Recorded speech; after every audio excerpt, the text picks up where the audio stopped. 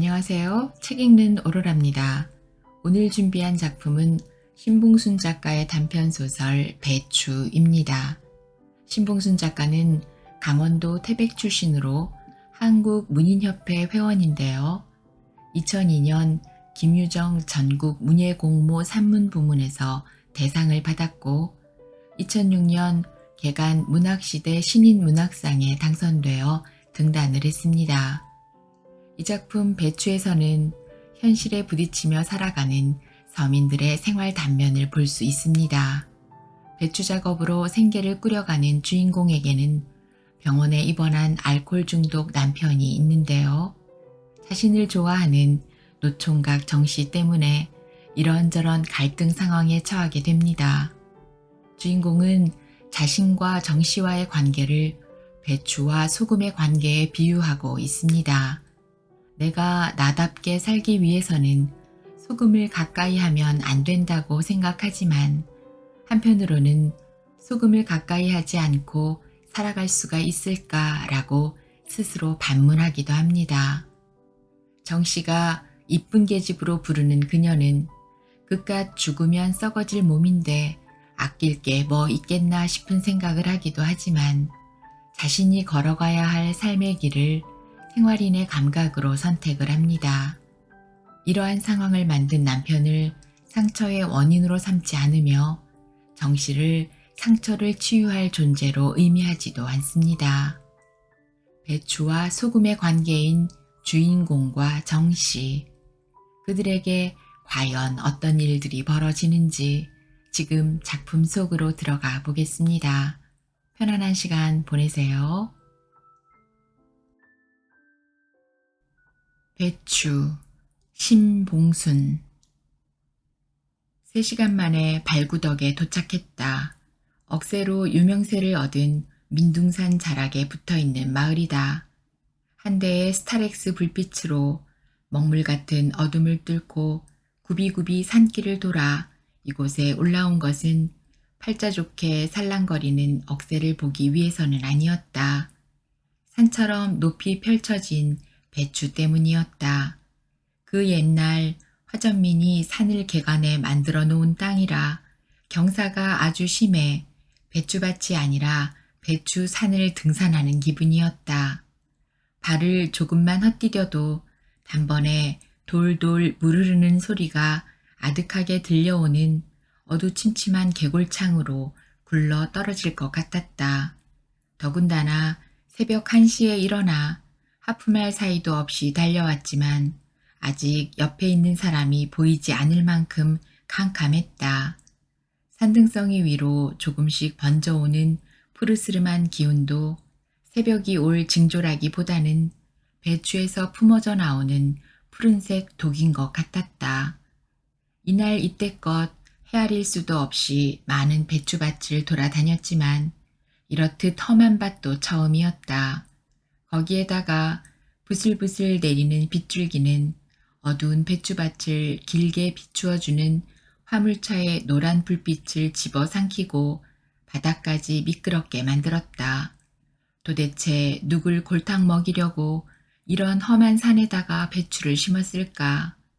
트랙터로 밭을 갈기란 애당초 틀린 일, 소에다 쟁기를 얹어서 밭을 갈 수밖에 없을 터인데 소도 몇 마리는 하늘에 진상하지 않고는 가능하지 않았을성 싶었다. 등골에 소름이 쭉 끼칠 정도로 무서워서 단 한 포기 배추도 못 따고 다리만 달달 떨고 있는데 검은 비옷을 입은 시커먼 정씨가 이런 내 모습을 지켜보며 희죽희죽 웃고 있었다. 오늘도 정씨와 한조가 되었다. 내가 배추를 따놓으면 정씨가 그것을 지게로 바닥에 있는 화물차까지 저 나르는 일이었다. 아니 오늘뿐 아니라 요즘하게는 내내 정씨와 한조로 묶일 때가 많았다. 내가 트럭 옆에서 배추를 신문지에 싸서 트럭 위로 던지는 작업을 할 때면 그날은 정씨가 트럭 위에서 내가 던지는 배추를 받아 상차하는 작업을 했다.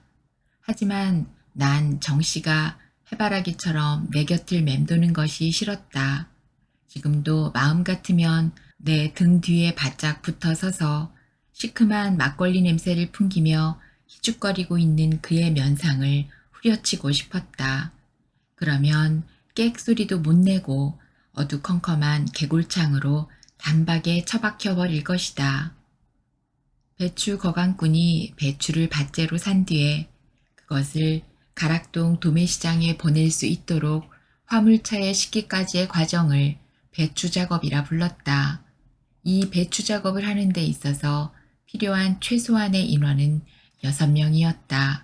최소 정예부대 같은 이들 6명은 새벽 3시쯤에 배추 작업을 시작하면 오후 2시가 되기 전에 5차 정도는 거뜬히 상차할 수 있었고 한 차당 받는 돈은 50만 원이었다.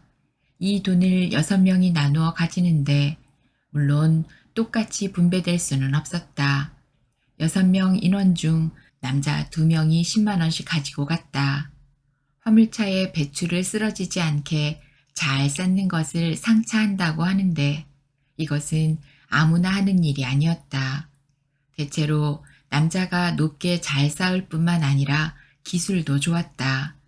또 배추밭에서 여자들이 배추를 똑똑 따놓으면 그것을 지게로 저어 나르는 일도 지게질 잘하는 남자의 몫이었다. 물론 차로 나를 수도 있지만 이곳처럼 경사가 심한 밭이거나 밭 주인이 밭 버린다고 차 들어서는 것을 싫어하면 별 수 없이 지게로 저어 나를 수밖에 없었다. 이 알량한 배추 작업에도 조장이 있었다. 대체로 이 바닥에서 경험이 많고 일도 잘하는 여자가 조장을 맡았다. 6명으로 빡빡하게 돌아가는 인원 중에 1명이라도 낙오되는 날에는 그날의 작업은 망치는 날이었다. 그래서 조원들을 잘 독려해서 제 시간에 나오도록 하는 것이 조장의 가장 큰 역할이었다.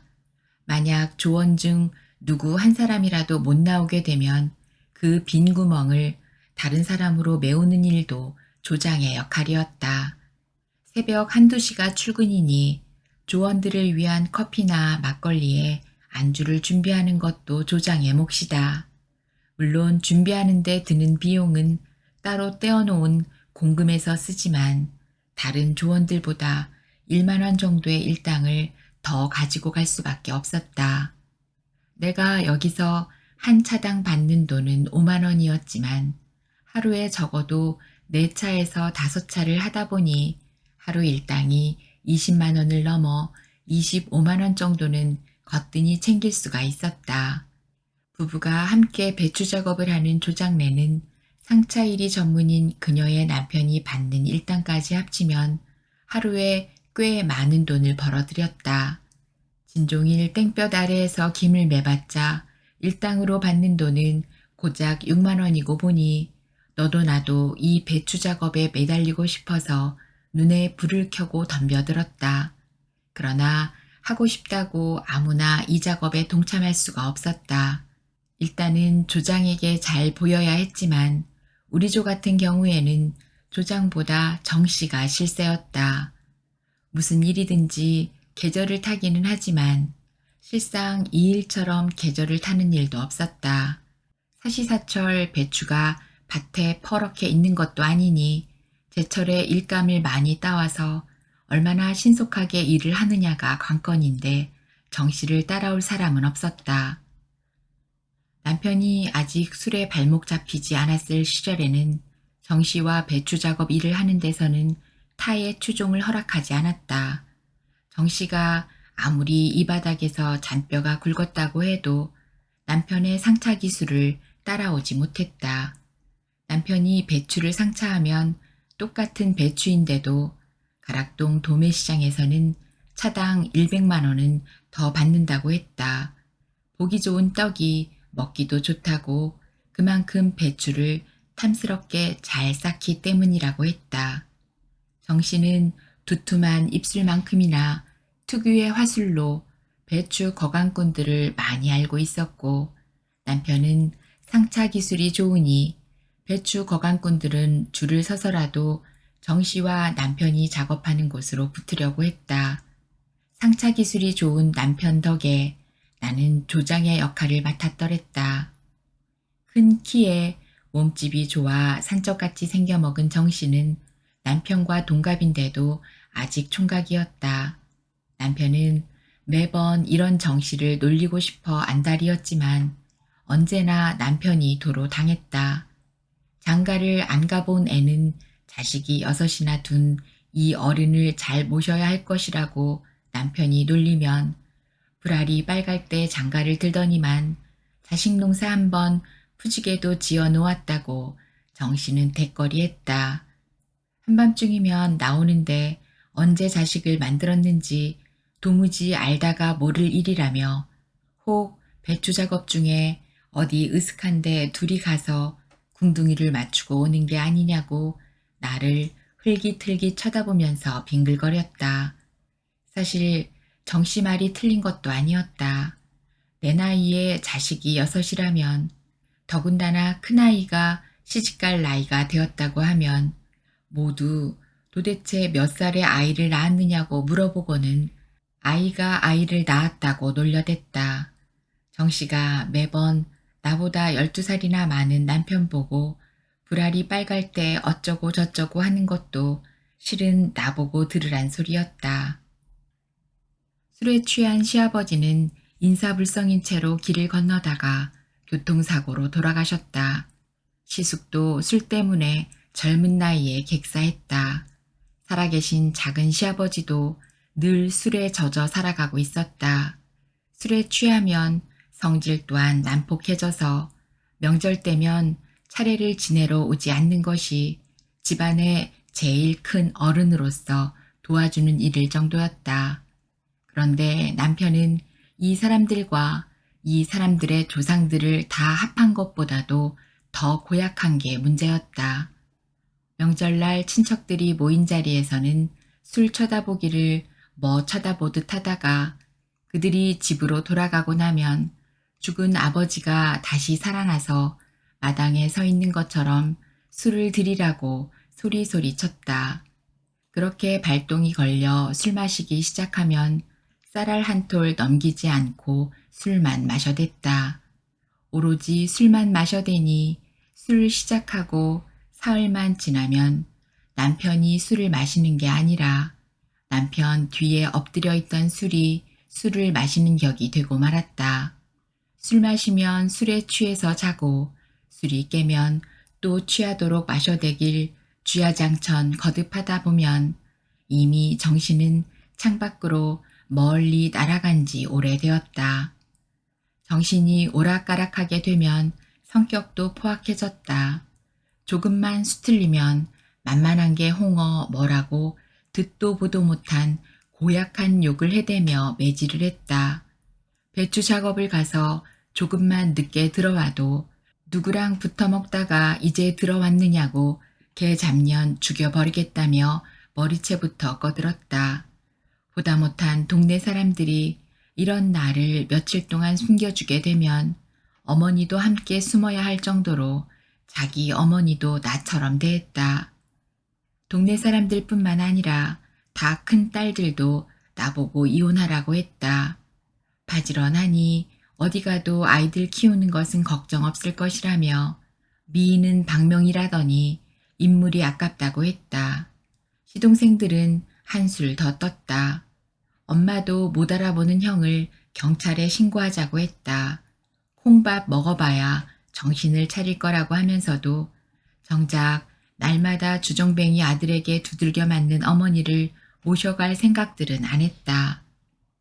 야호산 밑에서 깃발 하나 꽂아놓고 개딱지처럼 붙어 사는 무당은 굿을 해주라고 했다.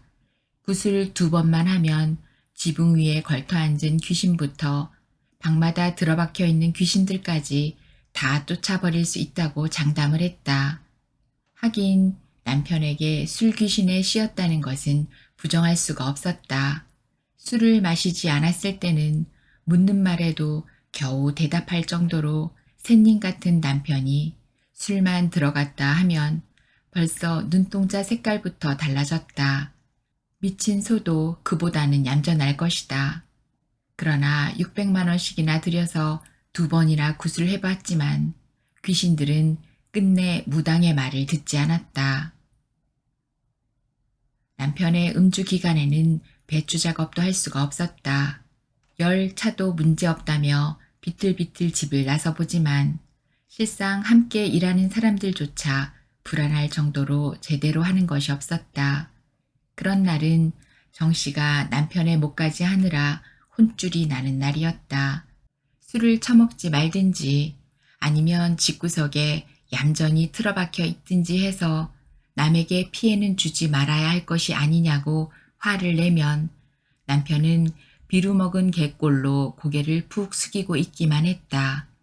만일 정 씨가 아닌 다른 사람들이 그런 말을 했다면 말 끝나기도 전에 괴상망측한 욕설과 함께 주먹이 날아가고도 남을 일이었다. 한참 성수기인데도 남편이 나오질 못하니 상차 잘하는 남자를 한 명 구해야 했다. 그런데 상차 잘하는 그 남자는 마누라도 데리고 나오고 싶어 했다. 상차 잘하는 남자 구하기가 힘든 시절이라는 것을 알고 조건을 내거는 것이다. 여자를 한 명 더 쓰면 그만큼 일당이 줄어드는 일이라 아무도 그러자고 하지 못했다. 결국 원인 제공자인 내가 물러설 수밖에 없었다. 내가 그렇게 나온다면 모두 우리 조금 덜 나눠 먹더라도 같이 일을 해보자고 할 줄 알았다. 하지만 아니었다. 어제까지만 해도 조장인 나에게 잘 보이기 위해 애쓰더니만 하루아침에 또 다른 조장을 맞을 준비를 하는 것이었다. 1년 내내 배추 작업이 계속 있는 것이 아니니 모든 책임을 밭에서 1년 12달 퍼렇게 자라지 못하는 배추에 떠넘기고 있었다. 정 씨가 나섰다. 집에 처바가 더 받자 술로 죽을 것이니 남편을 병원에 입원시키라고 했다.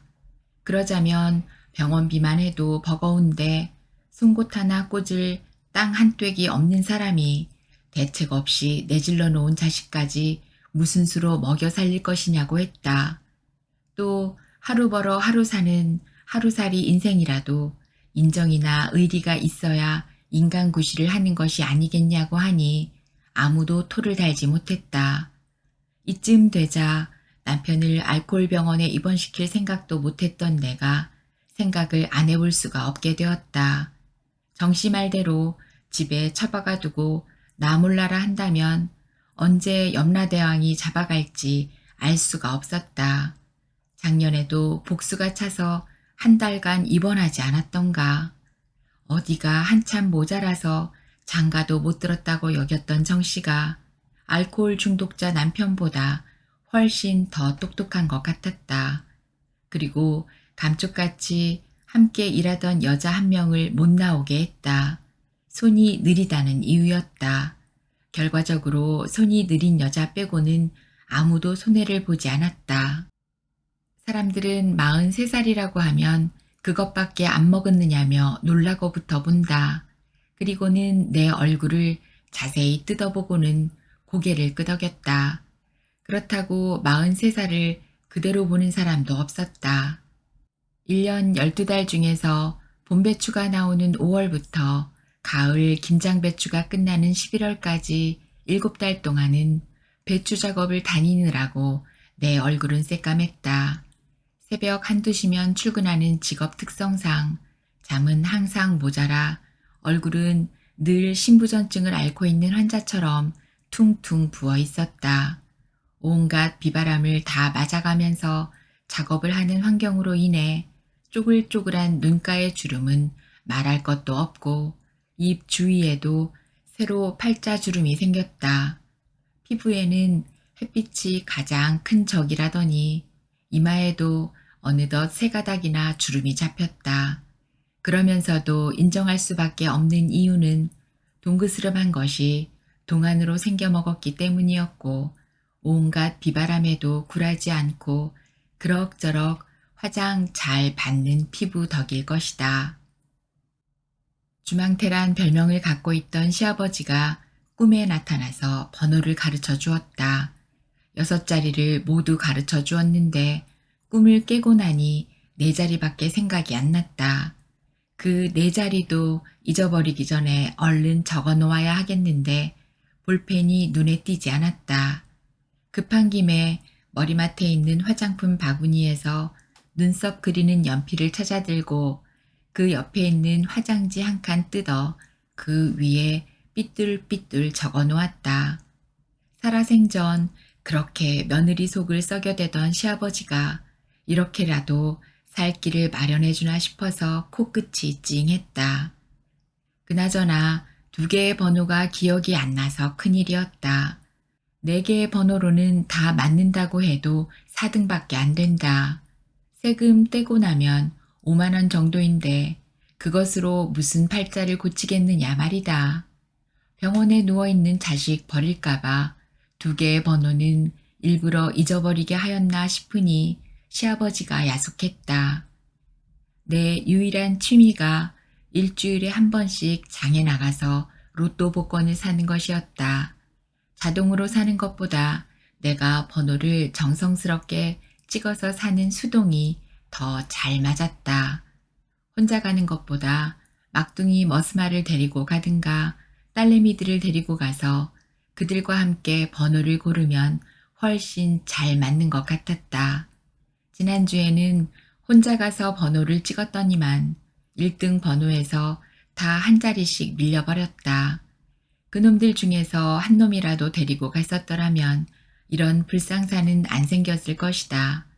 그래서 아이들한테 막 신경질을 내었더니만 이것들이 그제야 남들보다 다른 엄마의 복권 영감을 알아채는 것 같았다. 아니면 엄마의 신경질을 미리 막아보자는 심사인지 눈이 오나 비가 오나 바람이 불더라도 아무 소리 없이 따라 나섰다.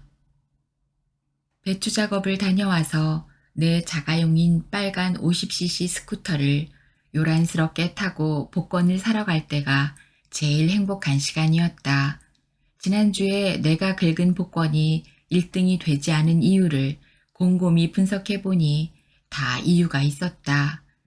꿈에 커다란 폭포가 3개가 보이길래 난 3자 들어간 숫자만 열심히 썼는데 폭포는 그 생김새가 1이니 1과 11도 들어가게 해야 했다. 그랬다면 내가 지난주에 1등을 먹을 수 있었는데 꿈 해석을 잘못하는 바람에 또 이번 주를 기약해야 했다. 복권방 가기 전에 먼저 비옷 파는 가게부터 들렸다. 조장 여편네가 터미널 앞에 있는 형제상회에서 등산복 같은 비옷을 샀다고 했다. 나이도 많은 것이 제 나이 생각은 안 하고 노란 병아리색 몸통에 빨간 소매를 단 비옷만 입으면 누가 젊어 보인다고 할까. 비옷과 등산복은 아무리 화려한 것이 제일이라고 하지만 조장 여편네가 입은 비옷은 그야말로 그 여편네보다는 내가 입어야 어울릴 것 같았다. 그렇다고 그것과 똑같은 것을 살 수가 없으니 그것보다 더 예쁜 것을 사서 조장 여편네의 코를 납작하게 눌러주어야지 하면서 형제상회 문을 밀고 들어갔다. 포목점을 겸하고 있는 형제상회는 시아버지 돌아가셨을 때 시아버지를 싸 보내느라고 들르고는 처음이었다. 수더분한 인상을 주고 있는 주인 아주머니는 오랜만에 나타난 나를 보고 설핏 웃었다. 이 아주머니에게 이런 웃음이 잘 어울렸다. 이 집과는 내가 18살 때부터 인연을 맺은 집이었다.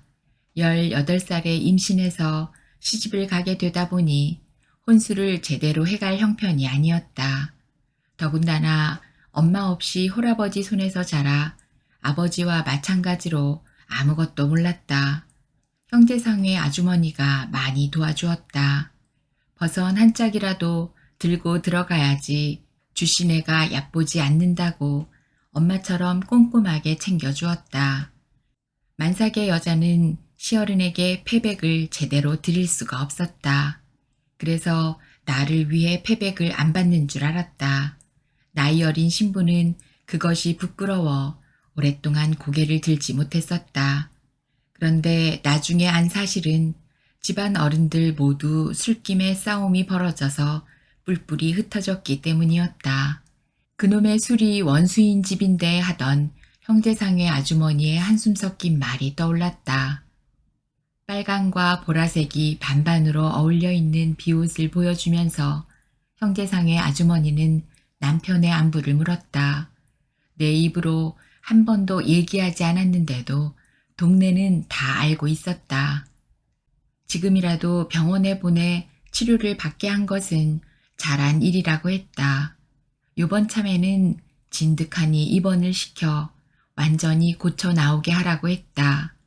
요새같이 밝은 세상에 고칠 수 있는 것을 왜 내버려 두느냐며 10번이고 20번이고 매달려 보라고 했다. 앞날이 구말리 같은 한창 살 나이에 미련스럽게 살지 말고 얕게 살라고 했다. 정씨를 조심하라고 했다. 의문스러운 것이 아마 뱃속에 구렁이가 12마리는 들어앉아 있을 것이라고 했다. 뭐 들은 소리라도 있느냐고 조심스럽게 물어보았다. 형제상회 아주머니는 들은 소리는 없다고 하면서도 정씨가 자기 아니었다면 은실이네는 벌써 길바닥에 나앉았을 것이라고 떠들고 다닌다고 했다. 은실이는 내 큰딸 이름이다. 아버지마저 돌아가시고 나니 가깝게 지내는 친정부치라고는 아무도 없는 나에게 형제상회 아주머니는 엄마이면서 큰언니 같기도 했다. 그런 사람에게 듣는 그 소리는 다른 사람들이 떠들어대는 소리와는 그 음색마저 달랐다. 심장이 아팠다. 시집 보내야 하는 관연한 딸을 가진 엄마의 소문으로서는 합당한 소문이 아니었다. 이 세상에 공짜는 통용되지 않는 법이거늘 그것은 곧 나와 정씨 사이에 모종의 거래가 있기에 가능한 것이라고 생각을 할 터였다. 그리고 아니땐 굴뚝에 연기 나는 법이 없다고 믿는 확고한 그들의 신념을 어떻게 엎어치기를 할 수 있겠는가. 다들 무식해 빠진 것들이 속담은 어찌 그리 적재적소에 잘 써먹는지 알 수가 없었다. 복권만 맞는다면 이런 지저분한 소문은 한 방에 날려보낼 수 있을 터인데 그놈의 복권이 맞을 것 같으면서도 영 안 맞아주었다. 하긴 내 복에 가당키나 한 행운인가. 자꾸 속담을 들먹거려서 뭐한테 오르지 못할 나무 쳐다보지 말란 말이 괜히 있는 것은 아닐 것이다. 형제상회에서 복권방으로 가자면 2개의 골목을 지나 큰 길가로 나와야 했다. 큰 길에는 가로수에서 떨어진 노란 은행잎이 굴렁굴렁 굴러다니고 있었다. 엎어지며 자빠지며 배추 작업을 다니는 사이에 가을이 벌써 와 있었다. 은행잎이 지기 시작하면 배추 작업 일도 얼마 안 남았다는 신호다. 그래서인지 난 은행잎이 거리를 굴러다니면 낭만적인 생각보다 긴 겨울을 무슨 수로 버틸까 싶어서 걱정이 앞섰다. 없는 사람들은 뭐니 해도 날씨 좋은 여름이 제격인데 이 시골 산지 사방에 널려 있는 것이 먹을 것이고 땀 흡수 잘 되는 반소매 몇 장에 반바지 정도면 되니 옷값이 걱정되나. 그런데 겨울이 시작되면 사정은 달랐다. 해마다 쑥쑥 자라는 막둥이 운동화도 새로 장만해야 하고 겨우내 뗄 연탄도 한 1000장 정도는 사들여 놓아야 마음이 푸근할 것이다. 그나마 작년 겨울에 기름 보일러를 연탄 보일러로 교체한 것은 참 잘한 일인 것 같았다. 기름 보일러였다면 석유값도 자꾸 올라가는데 아이고 맙소사 그 기름값을 무슨 수로 감당할까 싶다. 이런저런 생각을 하다 보니 로또 깃발이 펄럭거리는 가게 앞까지 다 왔다. 주황색과 초록색이 미친년 공중군에 뛰듯이 한데 어우러져 펄럭거리는 깃발을 보니 따뜻한 커피 한 잔이 생각났다. 난 이상하게도 로또 깃발만 보면 커피 생각이 간절했다. 주인 여자가 나만 보면 커피를 마시고 가라고 해서일까. 손님이 많은 날에는 커피를 안 줄 때도 있었다. 그런 날은 어쩐지 섭섭했다. 일부러 안 주는 것도 아닐 테고 틈이 없어서니 청해서 얻어 마시기도 참 곤란했다. 그래서 난 일단 가게 앞에서 가게 안을 들여다보는 버릇이 생겼다. 일단은 손님이 많은지를 확인하기 위해서였다. 손님이 많으면 커피를 얻어먹을 확률도 낮을 뿐 아니라 심사숙고해서 번호를 고르기도 힘들기 때문이었다. 그것보다는 사람들이 욕을 할 것 같았다.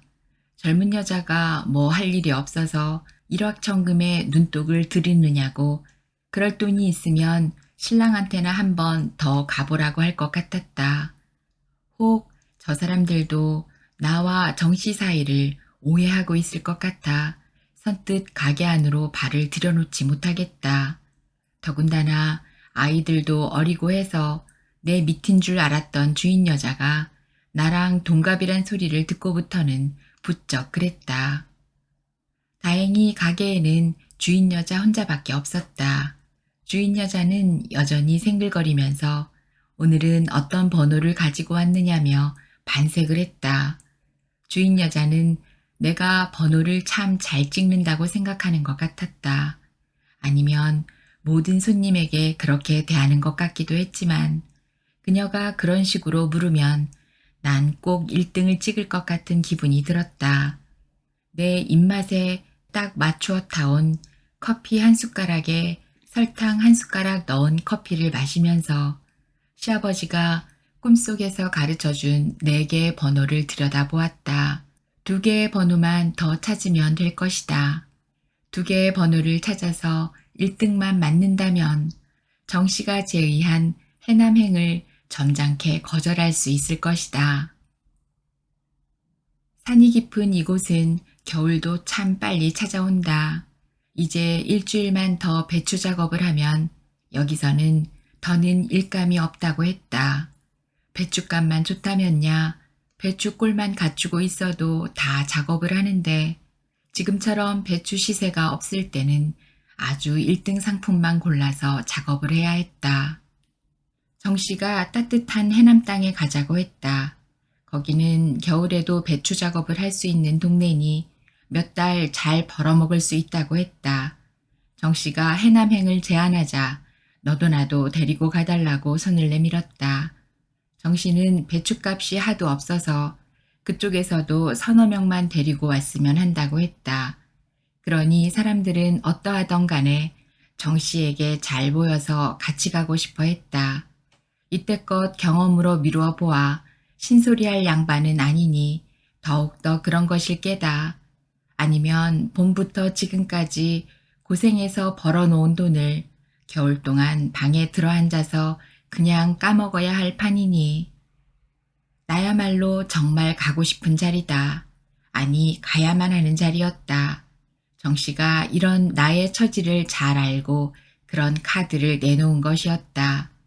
형제상회 아주머니 말처럼 구렁이가 12마리나 들어앉아 있는 음흉한 속에서 나온 생각이었다. 난 남들처럼 벌어놓은 돈도 없었다. 부부가 같이 하는 사람보다 버는 돈이 적기도 했지만 그것보다는 그들보다 쓰는 것은 몇 배로 더 많기 때문이었다. 역시 한 달이면 세금처럼 꼬박꼬박 들이대야 하는 100만 원이 넘는 남편의 병원비가 제일 만만치가 않았다.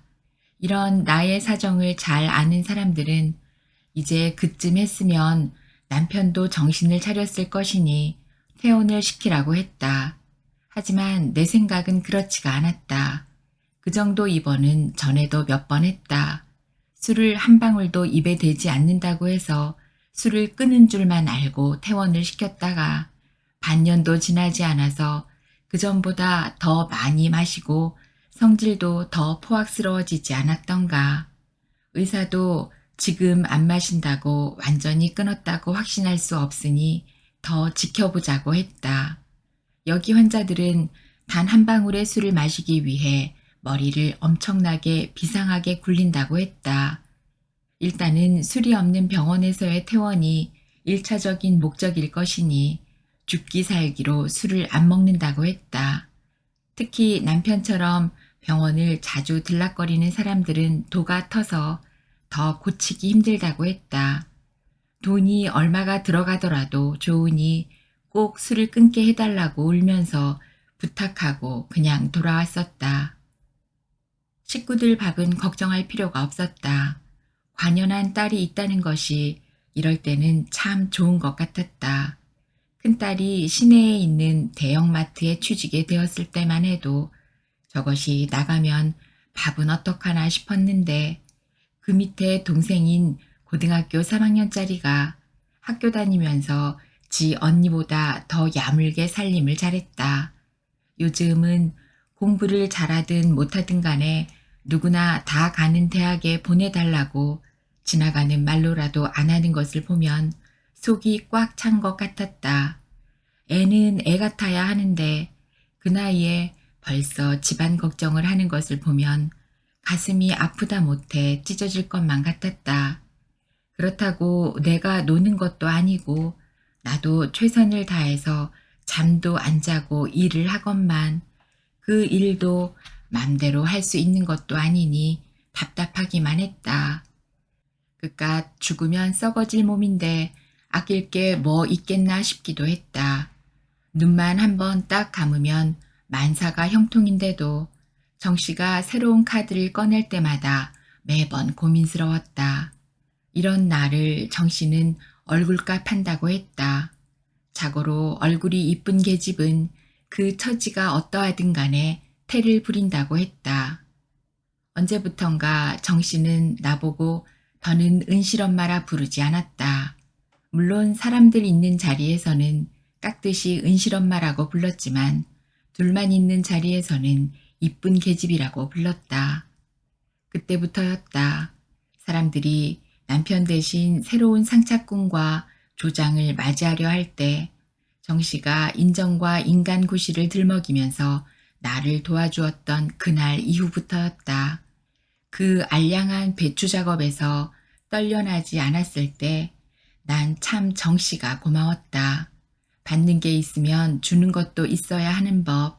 자꾸만 정씨가 내 곁에 얼쩡거리는 것이 신경이 쓰였다.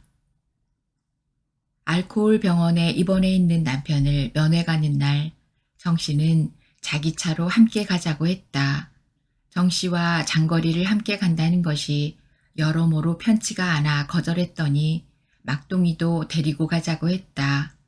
딸 5을 낳은 후에 얻은 아들이라 남편이 얼마나 막둥이를 귀여워했는지를 정씨가 잘 알고 있었다. 우려할 일은 없었다. 오히려 편안하게 남편을 면회하고 돌아오게 되어 즐겁기까지 했다. 아침 일찍 서둘러 나오느라 잠을 설쳤는지 어느 순간부터 막둥이는 골아 떨어졌다. 정씨는 오로지 이 순간만을 노린 것 같았다. 뒷좌석에 반쯤은 무너진 채 잠들어 있는 막둥이를 흘끔 보더니 갓길로 슬금슬금 들어섰다. 그리고는 문을 쿡 잠그고 내가 앉아있는 조수석 의자를 뒤로 젖히고 내 위로 엎어졌다. 순식간에 벌어진 상황이었다. 난 아이 때문에 소리칠 수가 없었다. 그렇다고 그럴 수도 없었다. 내 치마를 훌렁 걷는 정씨의 손은 뜨거웠다. 밖에 나가서 마음 편하게 하자고 정씨의 귀에다 속삭였다. 정씨는 밖을 힐끔 살폈다. 산을 끼고 있는 국도변은 칠흑같이 어두웠다. 정씨가 충혈된 눈빛을 나에게 보내며 허둥지둥 자동차 문을 열고 나갔다. 난 정씨의 기대에 부응하기 위해 냉큼 내리는 척하면서 치맛자락을 다 끌어내지 않고 문을 소리나게 쿵 닫았다. 치맛자락을 마저 내리기 위해서 문을 다시 열자 막둥이는 그 소리에 눈을 반짝 뜨고 엄마 벌써 다 왔어? 했다. 해남 땅에는 막둥이를 데리고 갈 수 없을 것이다. 또 다른 궁여지책을 쥐어짜면서 일용할 양식을 벌어들여야 할지 아니면 죽으면 썩어질 몸뚱어리니 썩기 전에 소금이라도 쳐볼까 싶기도 했다. 솔직히 말한다면 내 나이가 아직은 한창인 43살에 나 좋다고 나 예쁘다고 하는 사람이니 그렇게 아주 싫지는 않았다. 알코올 중독자 남편에게 걔 잡년이란 욕이나 듣고 갈비뼈가 부러지도록 매만 맞았지. 언제 한번 살뜰하게 사랑다운 사랑을 받아보기나 했던가. 정씨는 배추와 나는 많이 닮았다고 했다. 속을 보여주지 않고 꼭꼭 감싸놓은 것은 꼭 배추 같다고 했다.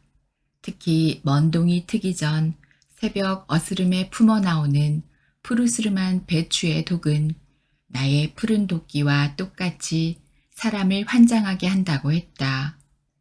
배추는 소금을 싫어한다.